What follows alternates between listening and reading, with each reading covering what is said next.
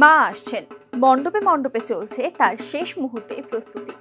আগমনের আরাধনার প্রস্তুতিতে মেতেছেন ফুলবাড়ি বটতলা দুর্গাপূজা কমিটিও। ৪৪তম বর্ষে এবারে তাদের থিম পুতুল নড়ে পুতুল চড়ে, সুতোর টানে লড়াই করে। বিধির বাঁধন সুতোয় বাঁধা, ছিড়বে সুতো মিছেই সাধা।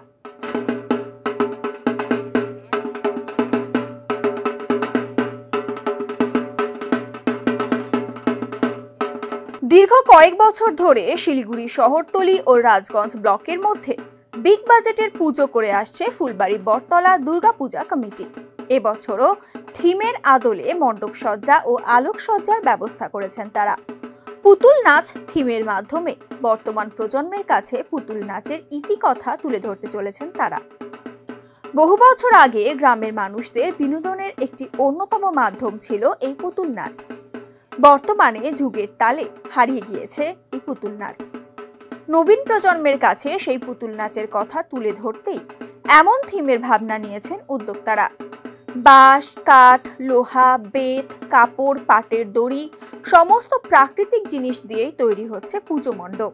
মণ্ডপ সজ্জার কাজ করছেন মেদিনীপুরের শিল্পী। পুজো মণ্ডপের পাশাপাশি থাকছে সাবেকি প্রতিমা। কলকাতার কুমোরটুলির শিল্পীরা মন্দিরেই করছেন প্রতিমা গড়ার কাজ। এ বিষয়ে দুর্গাপূজা কমিটির সভাপতি আশিস প্রামাণিক বলেন, এবছর আমাদের দুর্গাপুজো ৪৪তম বর্ষে পদার্পণ করবে। থিমের নাম রাখা হয়েছে পুতুল নড়ে পুতুল চড়ে, সুতোর টানে লড়াই করে।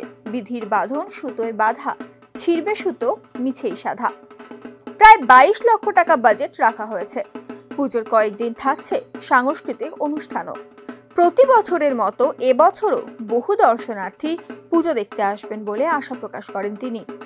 প্রথমেই ফুলবাড়ি বটতলা পূজা কমিটির পক্ষ থেকে ফুলবাড়ি এবং শিলিগুড়ি সকল দর্শনার্থীদের এবং আমাদের যত সাংবাদিক বন্ধু আছেন তাদেরকে সবাইকে আগাম শারদীয়ার শুভেচ্ছা জানাই। আমাদের ফুলবাড়ি বটতলা পূজা কমিটির এবছরের হচ্ছে ৪২তম দুর্গোৎসব। এই ৪২তম দুর্গোৎসবে আমরা এবার যে থিমটা রেখেছি সেটা হচ্ছে পুতুল নাচের উপরে ভিত্তি করে। কারণ আপনারা সকলে জানেন যে আজ থেকে ৪০-৫০ বছর আগে গ্রামের মানুষের বিনোদনের মাধ্যম ছিল পুতুল নাচ, থিয়েটার এবং বায়োস্কোপ। আজকে ডিজিটালের যুগে, ফেসবুক, ইনস্টাগ্রামের যুগে, মিডিয়ার যুগে সেই পুতুল নাচ হারিয়ে গেছে, বায়োস্কোপ হারিয়ে গেছে, থিয়েটারও প্রায় হারিয়ে গেছে। তা মানুষের বর্তমান প্রজন্ম পুতুল নাচ কী জিনিস এটা জানে না। এই বর্তমান প্রজন্মকে আজ থেকে ৪০ বছর আগে, ৫০ বছর আগে মানুষেরা কীভাবে গ্রামে বিনোদন করত, সেই বিনোদনের মাধ্যম একটা ছিল পুতুল নাচ। সেই পুতুল নাচটা তুলে ধরা হবে যাতে বর্তমান প্রজন্ম এই আমাদের পুতুল নাচ সম্বন্ধে অভিজ্ঞতা অর্জন করতে পারে। আমরা সমস্ত প্রাকৃতিক জিনিস নিয়ে এই আমাদের থিমটা তৈরি করা হচ্ছে। মূলত বাঁশ, কাঠ, লোহা, বেত, কাপড়, পাটের দড়ি এইসব দিয়েই সম্পূর্ণ প্যান্ডেলটা সাজানো হবে। আমাদের মেদিনীপুরের শিল্পী দ্বারা মণ্ডপ সজ্জা করা হচ্ছে এবং আপনারা সকলেই জানেন যে আমরা সাবেকিয়ানার আদলে দুর্গা প্রতিমা করি ডাকের সাজের, এবং সেটা কলকাতা কুমারটুলির শিল্পীরা এসে তৈরি করে দিয়ে যান। আমাদের কলকাতা কুমারটুলির শিল্পীরা চলে এসেছেন, এখানে দুর্গা প্রতিমা তৈরি হচ্ছে এবং আমরা আলোকসজ্জাতেও যথেষ্ট নজর দেব যাতে চন্দননগরের আদলে আলোকসজ্জা করা যায়, সেটা আমরা চেষ্টা করব।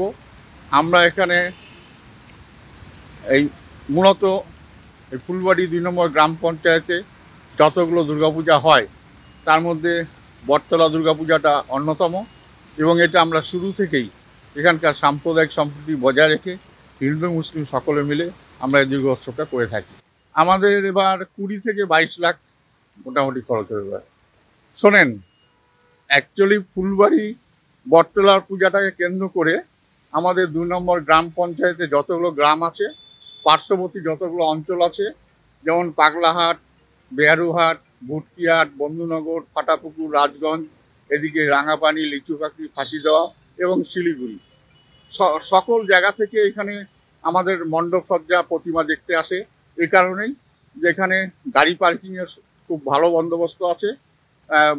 চওড়া রাস্তার ধারে পূজাটা হয়, সকলে মন খুলে পূজাটা দেখতে পারে এবং আমরা একদম নিয়ম নিষ্ঠার সাথে পূজা করি বলে এখানে দর্শনার্থীদের একটা আলাদা আকর্ষণ প্রতি বছর থাকে। আশা করি এই বছরও থাকবে।